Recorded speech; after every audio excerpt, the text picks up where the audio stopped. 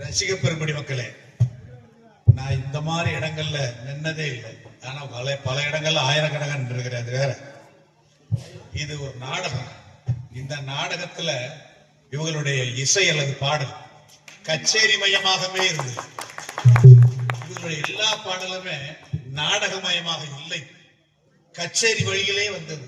உள்ளபடியே நான் பார்த்த நாடகங்கள்ல பல நூறு பார்த்திருக்கிறேன். இந்த பொண்ணு மாதிரி அப்படியே பாடினது, எந்த இடத்துல எப்படி இருக்கணுமோ அப்படியே பாடினது உண்மையிலே நான் பார்க்கல.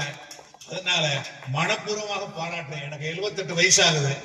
நான் தலைமை ஆசிரியர் இருந்தேன், இன்னைக்கு இருந்துட்டு இருக்கிறேன். இப்ப நான் வேற வழியில இருக்கிறேன், அதை நான் சொல்ல விரும்பல. இருந்தாலும் பல்லாண்டு வாழ்க, இந்த இசை ஞானத்தோட தொடரணும். வாழ்க. ஒரு ஆசிரியர்கிட்ட கிடைக்கிற ஒரு பெருமை என்கிற அது ஒரு தலைமை ஆசிரியர்கிட்ட கிடைக்கிற ஒரு பாக்கியம். அவங்களாம் வந்து நத்தத்துக்கே வந்து எல்லாத்துக்குமே வந்து அவங்க ஒரு முக்கியமானவங்க. அவங்களே வந்து உங்க பாட்டை வந்து அவங்கள பெருமையா பாடிக்கான நீங்க நல்லா பாடிருக்கீங்க, அது ஒன்றும் பிரச்சனை இல்லை. அவங்க சாரியா சொல்லியிருக்காங்க, அந்த அளவுக்கு பெருமையா இருக்கு. ஏன்னா எத்தனை பேருக்கு நல்ல பேர் வாங்கிடலாம், ஆசிரியருக்கு நல்ல பேர் வாங்க முடியுமா?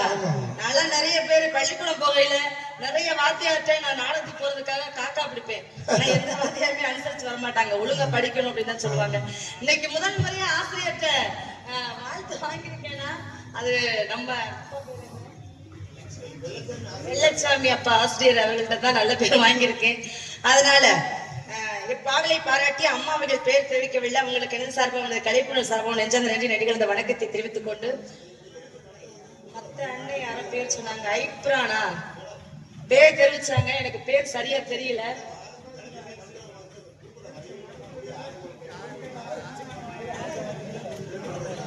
ஒரு நிமிஷம் எனக்கு 200 ரூபாய் ஐப்ரான் அப்பா அவர்கள் எனக்கு அன்பில் பளித்தார்கள். அன்பில் பளித்த அண்ணன் அவர்கள் எங்க சென்றாலும் செல்வத்தனம் சிறப்பாடும் சீரோடும்